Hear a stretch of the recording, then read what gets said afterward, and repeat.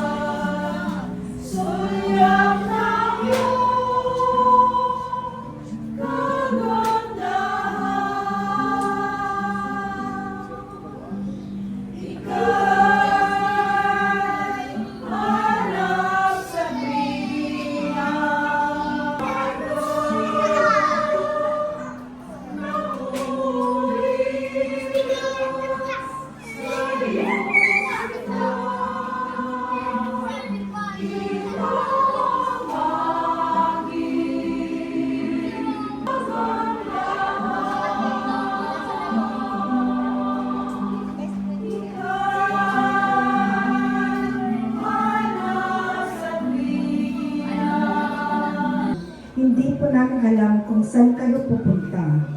Paano namin malalaman ang daan? Nung siya ay nabubuhay pa, ano siya, kasi kapatid, kapamilya, kaibigan,